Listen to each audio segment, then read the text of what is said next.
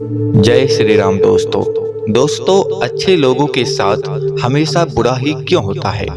जो भगवान का भक्त है वो हमेशा गरीब और दुखी क्यों होते हैं। एक बार नारद जी ने भगवान से पूछे, हे ईश्वर, आपका भक्त हमेशा गरीब और दुखी क्यों होते हैं। तो इस पर भगवान ने सुंदर जवाब दिया, एक कहानी के रूप में, जो आज हम आपको बताने वाले हैं। कुछ लोगों का मानना है कि भक्त अपने कर्मों का फल भुगत रहे हैं, जबकि कुछ लोग मानते हैं कि ईश्वर अपने भक्तों को परीक्षा के दौर से गुजारते हैं ताकि वे और भी मजबूत हो सके। लेकिन दोस्तों, ईश्वर ने जो जवाब दिया नारद जी को, वह कहानी बहुत दिलचस्प है। एक बार नारद जी ने भगवान से प्रश्न किया कि प्रभु, आपके भक्त गरीब क्यों होते हैं। तब भगवान बोले, नारद जी, मेरी कृपा को समझना बहुत कठिन है। इतना कहकर भगवान नारद के साथ साधु भेष में पृथ्वी पर पधारे और एक सेठ जी के घर भिक्षा मांगने के लिए दरवाजा खटखटाने लगे। सेठ जी बिगड़ते हुए दरवाजे की तरफ आए और देखा तो दो साधु खड़े हैं। भगवान बोले, भैया, बड़े जोर की भूख लगी है, थोड़ा सा खाना मिल जाएगा। सेठ जी बिगड़ कर बोले, तुम दोनों को शर्म नहीं आती? तुम्हारे बाप का माल है, कर्म करके खाने में शर्म आती है? जाओ जाओ, किसी होटल में खाना मांगना। तब नारद जी बोले, देखो प्रभु, यह आपके भक्तों और आपका निरादर करने वाला सुखी प्राणी है, इसको अभी आप श्राप दीजिए।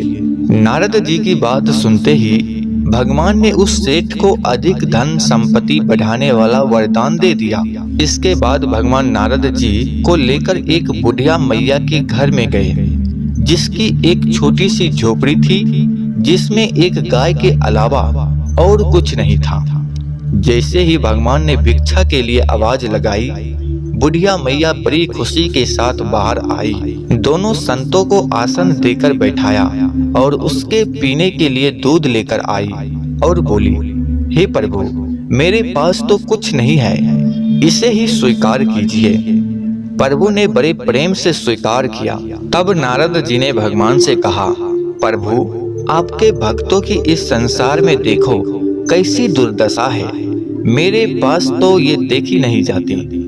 यह बेचारी बुढ़िया मैया आपका भजन करती है और अतिथि सत्कार भी करती है, आप इसको कोई अच्छा सा वरदान दीजिए। भगवान ने थोड़ा सोचकर उसकी गाय को मरने का श्राप दे डाला। यह सुनकर नारद जी बिगड़ गए और कहा, प्रभु जी, यह आपने क्या किया। तब भगवान बोले, यह बुढ़िया मैया मेरे बहुत भजन करती है, कुछ दिनों में इसकी मृत्यु हो जाएगी और मरते समय इसको गाय की चिंता सताएगी कि मेरे मरने के बाद गाय को कौन देखेगा। क्या मेरे मरने के बाद गाय को कसाई लेकर काट देगा? मेरे मरने के बाद गाय को क्या होगा?